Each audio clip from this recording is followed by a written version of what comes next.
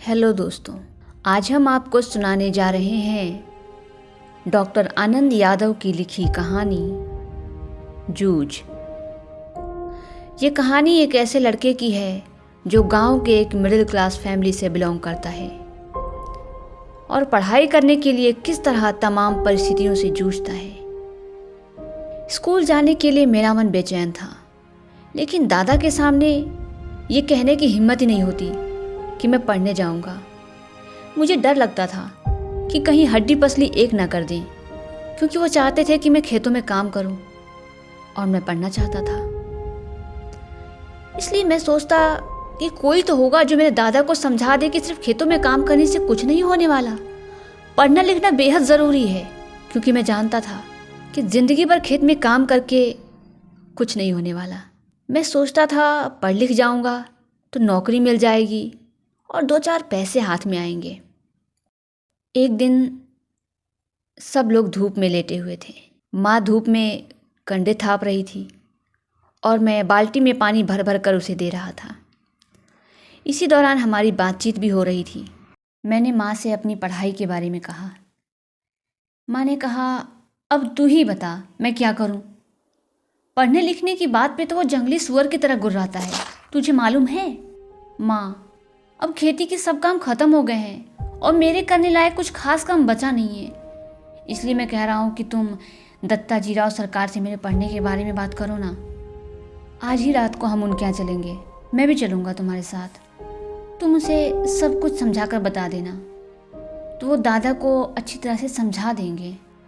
चल ठीक है, चलेंगे, परेशान मत हो। माँ ने हाँ तो की, लेकिन अंदर से उसकी आवाज़ में उदासी थी और मुझे भी मालूम था कि इतना करने पर भी कोई फ़ायदा नहीं होगा।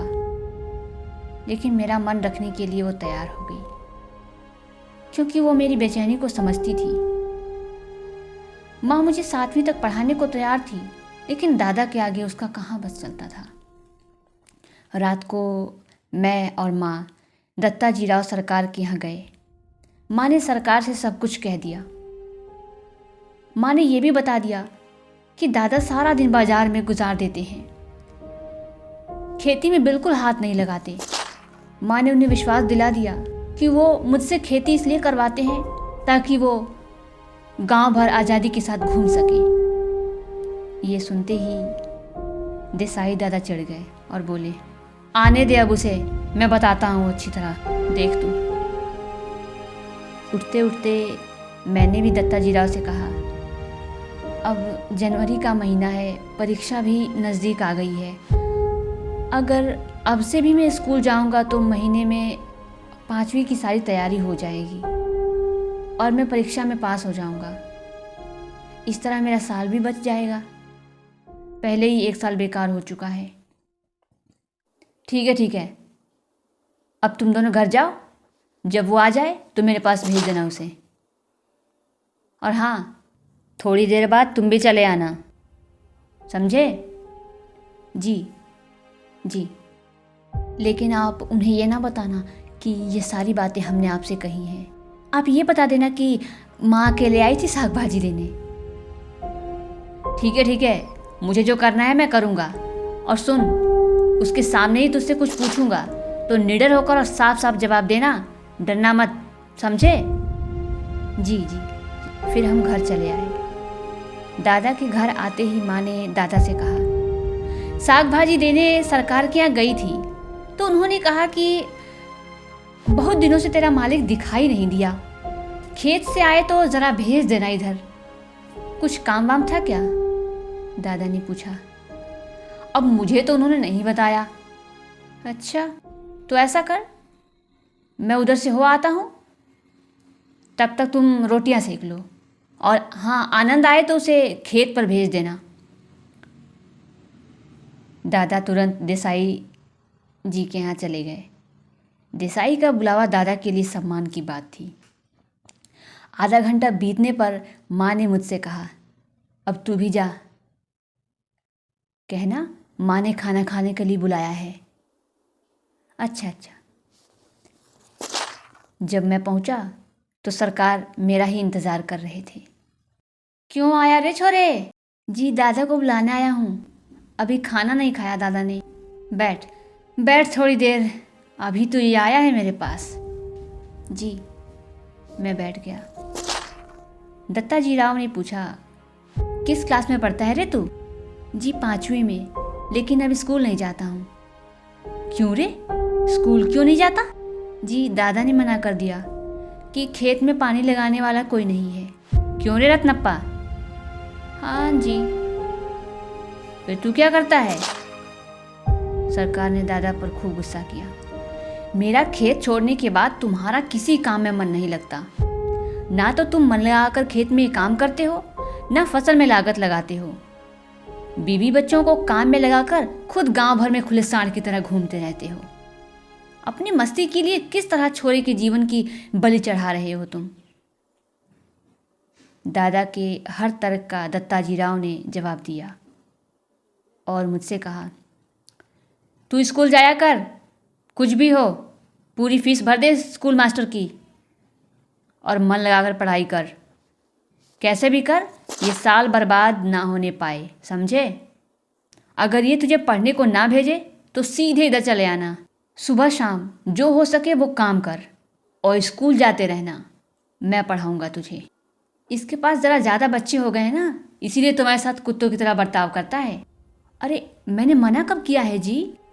इसको ज़रा गलत सलत आदत पड़ गई है, इसलिए इसका स्कूल जाना बंद कर दिया। अच्छा, कैसी आदत लग गई है इसे, बता जरा तो। अब चाहे जैसी हो, यहाँ वहाँ कुछ भी करता रहता है। कभी कंडे बेचता है, कभी चारा बेचता है, कभी सिनेमा देखने जाता है और खेलने लग जाता है। खेती और घर के काम में तो इसका बिल्कुल मन नहीं लगता। नहीं जी, दादा तो कभी सिनेमा देखने के लिए पैसे नहीं देते हैं, इसलिए गोबर बीन कर माँ से कंडे थपवा लिए थे और उन्हें बेचकर कपड़े भी बनवाए थे और उसी समय एक बार सिनेमा भी देखने गया था। मैंने भी झूठ और सच मिलाकर सब बक दिया। और करता भी क्या? अच्छा तो सुन, अब से ये सब बंद और सिर्फ पढ़ाई में मन लगा, पढ़ाई में। अच्छा बता, तू फेल हुआ है कभी? नहीं जी, स्कूल जाना ही बंद हो गया था तो एग्ज़ाम में नहीं बैठा। अच्छा, अब तू घर जा, कल से स्कूल जाना शुरू कर, समझे? जी। बाहर निकलते निकलते मैंने सुना, अरे बच्चे की जात है, एक आध बार सिनेमा चला गया या खेलने चला गया तो क्या हुआ? इतनी सी बात पर उसका पढ़ना लिखना बंद कर दोगे क्या? जी आप कहते हैं तो स्कूल भेज देता हूँ कल से। देखते हैं, एक आध साल में कुछ सुधर जाए तो ठीक है, दादा ने मन मार कर कहा। और करते भी क्या, इस समय उनका बस नहीं चल रहा था। लेकिन दादा ने स्कूल जाने की कुछ शर्तें रखी। स्कूल 11 बजे लगता है ना? जी। तो सुन, सुबह होते ही बस्ता लेकर खेत पर हाजिर हो जाना और 11 बजे तक पानी लगाना और खेत पर से सीधे स्कूल जाना और छुट्टी होते ही घर पर बस्ता रखकर सीधे खेत पर आ जाना। और जब कभी खेत में ज़्यादा काम होगा तो स्कूल में छुट्टी मारना, समझे? मंजूर है? हाँ, खेत में काम होगा तो स्कूल में छुट्टी मारना ही चाहिए, है ना? मैं ऐसे बोल रहा था जैसे मुझे सारी शर्तें मंजूर हों। मन तो खुशी से झूम रहा था। हाँ, अगर ये सब कुछ मंजूर होगा तभी स्कूल जाना, वरना ये पढ़ना लिखना किस काम का? जी, मुझे मंजूर है ना, मैं सुबह शाम खेत पर आता रहूँगा। अगर किसी दिन खेत पर नहीं आया तो देख क्या हाल करता हूँ तेरा। गांव में जहाँ मिलेगा वहीं तुझे कूट दूंगा। तेरे ऊपर ये पढ़ने का जो भूत सवार हुआ है ना, मुझे सब मालूम है। पढ़ लिख करके बैरिस्टर नहीं बनने वाला तू। रो धोकर स्कूल जाना फिर से शुरू हो गया।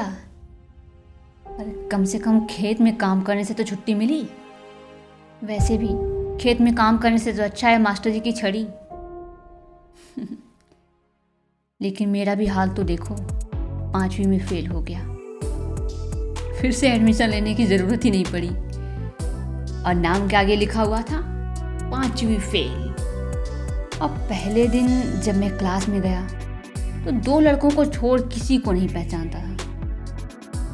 और उन 2 लड़कों को इसलिए पहचान गया क्योंकि वो मेरी गली में रहते थे। बाकी मेरे साथ के सारे लड़के अगली क्लास में चले गए थे। अब क्या करता, अब तो मुझे इन्हीं कम उम्र के और कम अक्ल के लड़कों के साथ बैठना पड़ेगा। मुझे बहुत बुरा लगा। क्लास में जाकर अनजानों की तरह एक कोने में जाके बैठ गया। क्लास टीचर कौन है कुछ पता ही नहीं था। मैं अपनी पुरानी किताबों को लेकर चुपचाप बैठा था। मेरा मजाक उड़ाते हुए एक लड़के ने पूछा, क्या नाम है मेहमान, नए दिखाई दे रहे हो या गलती से इस क्लास में आ गए? अब मुझे ध्यान आया कि मैंने कपड़े भी अजीब किस्म के पहने हैं, धोती और गमछा। देखे देखे तुम्हारा गमछा। उसने मेरा गमछा खींच लिया। गया अब मेरा गमछा। अब पूरी क्लास में इसकी खींचातानी होगी और ये फट जाएगा। मैं रुआंसा हो गया, लेकिन वैसा कुछ भी नहीं हुआ। उस लड़के ने अपने सिर पे लपेट लिया और मास्टर जी की कॉपी करते हुए उसे उतार कर टेबल पर रख दिया और अपने सिर पर हाथ फेरने लगा। इतने में मास्टर जी आ गए और वो गुंडा झट से जाकर अपनी सीट पे बैठ गया और मेरा गमछा टेबल पर ही रह गया। अब डर के मारे मेरा बुरा हाल। टेबल पर गमछा देखकर उन्होंने पूछा, किसका है रे? मेरा है मास्टर जी। और तू कौन है? मैं जकाते, पिछले साल फेल होकर इसी क्लास में बैठा हूं। चल गमछा ले जा पहले। उन्होंने मेरा गमछा छड़ी से नीचे फेंक दिया। मैं गमछा उठाने गया तो उन्होंने कहा, यहाँ क्यों रखा है मूर्खों की तरह? जी मास्टर जी मैंने नहीं रखा, उस लड़के ने मेरा गमछा छीन कर यहाँ रख दिया। अच्छा इसने? ये चौहान का बच्चा बिना बात के उठापटक करता रहता है। इंटरवल में उस लड़के ने 2 बार मेरी धोती खींचने की कोशिश की तो मैं भी दीवार से चिपक के बैठ गया और छुट्टी होने से पहले उठा ही नहीं। क्लास के सारे लड़के मुझे परेशान कर रहे थे। तो क्या, घर जाते हुए मैं सोच रहा था, सारे लड़के मेरा मजाक उड़ाते हैं, धोती खींचते हैं, गमछा खींचते हैं, तो इस तरह कैसे बात बनेगी भाई? मैं नहीं जाऊंगा ऐसे स्कूल में। इससे अच्छा तो अपना खेत है, चुपचाप काम करते रहो। गली के 2 लड़के हैं मेरी क्लास में, वो भी मुझसे कमजोर है, वो क्या मेरी हेल्प करेंगे? So sad. अब क्या करूं मैं? 4वीं से 5वीं तक स्कूल मेरा लगता था, लेकिन अब तो एकदम पराया पराया लगने लगा है। मेरा तो वहाँ कोई है ही नहीं। माँ से जिद करके बहुत जल्दी ही मैंने एक टोपी और एक पैंट मंगवा ली और पैंट पहनकर स्कूल जाने लगा और धोती पहनकर खेत में जाना शुरू कर दिया। धीरे धीरे बाकी लड़कों से जान पहचान बढ़ने लगा। एक मेरे मैथ के टीचर थे जिनसे सब डरते थे। उनकी क्लास में सारे शरारती लड़के शांत होकर बैठ जाते थे क्योंकि वो कूट भी देते थे अच्छी तरह से ऐसे लड़कों को। इसलिए उन्हें देखते ही सबका पसीना छूटने लगता था। लेकिन एक बात थी, वो मन से पढ़ने वाले लड़कों को शाबाशी भी देते थे और एक आध क्वेश्चन गलत हो जाने पर दोबारा समझा भी देते थे। मेरी क्लास में बसंत पाटिल नाम का एक लड़का था जो पढ़ाई में तेज था और मॉनिटर भी था। उसकी देखा देखी मैं भी मन लगाकर पढ़ने लगा। धीरे धीरे उसकी और मेरी दोस्ती हो गई और मास्टर जी भी अच्छे से बात करते। इस तरह मुझे स्कूल अच्छा लगने लगा। मराठी वाले टीचर कविता बहुत अच्छा पढ़ाते थे। पहले वो 1-2 कविता गाकर सुनाते थे, फिर बैठे बैठे एक्टिंग करके कविता का अर्थ समझा देते थे। बीच बीच में कवियों से अपनी मुलाकात के किस्से भी सुनाया करते थे। मैं गौर से उन्हें देखता और उनसे सीखता रहता और फिर खेत में पानी लगाते समय सारी कविताओं को गाता और उनके जैसी एक्टिंग करता। ये सब करते हुए काम करना मुझे अच्छा लगने लगा। इस तरह काम करते हुए अकेलेपन का एहसास भी नहीं होता था। एक बार मैंने मास्टर जी की कविता को अपने हाव भाव में और एक गाने की राग पर बनाया और मास्टर जी से ज़्यादा अच्छा एक्टिंग करता और चेहरे का एक्सप्रेशन भी उनसे अच्छा हुआ। मेरी ये कोशिश मास्टर जी को बहुत पसंद आई और फिर उन्होंने 6वीं और 7वीं क्लास के सामने बुलाकर मुझसे ये कविता सुनी। फिर क्या, फिर स्कूल के फंक्शन में भी मुझसे कविता गवाई। आप सोच भी नहीं सकते मुझे कितना अच्छा लगा। मेरे तो जैसे पर निकल आए। खुद सौंदलगेकर मास्टर जी कवि थे। मुझे लगा कवि भी मेरे जैसे हाड़ मांस के ही होते हैं, मैं भी कविता कर सकता हूँ। मास्टर जी के गेट पर मालती की एक बेल थी जिस पर उन्होंने एक कविता लिखी थी। उसे देखकर मुझे लगा कि मेरे खेतों में, गांव में, आसपास कितने ही ऐसे दृश्य हैं जिस पर मैं कविता बना सकता हूँ। अब मैं भैंस चराते चराते फसलों पर, फूलों पर कविता करने लगा और जोर जोर से उसे गुनगुनाता था। और मास्टर जी को भी मैं ये कविता दिखाने लगा। मैं अपने पास कॉपी पेंसिल भी रखने लगा। जब ये नहीं मिलता तो मैं भैंस की पीठ पर लकड़ी से लिख लेता, पत्थर पर कंकड़ से लिख लेता और जब याद हो जाता तो उसे मैं मिटा देता। कभी कभी संडे को कविता बन जाती तो मंडे को मैं मास्टर जी को दिखा देता और कभी कभी तो मैं रात को ही मास्टर जी के घर चला जाता था और वो उसे देखते और शाबाशी देते मुझे। धीरे धीरे मास्टर जी मुझे लेखन की बारीकियां बताते, लेखन के नियम बताते। उन्होंने कई सारी कविताएं सुनाई तो मुझे लगा कि क्यों ना मैं भी इसी तर्ज पर कविता बनाऊं। और फिर मैं उस पर कविता बनाने की कोशिश करता। इस तरह मेरी मराठी भाषा सुधरने लगी और मैं मास्टर जी के काफ़ी करीब पहुंच गया।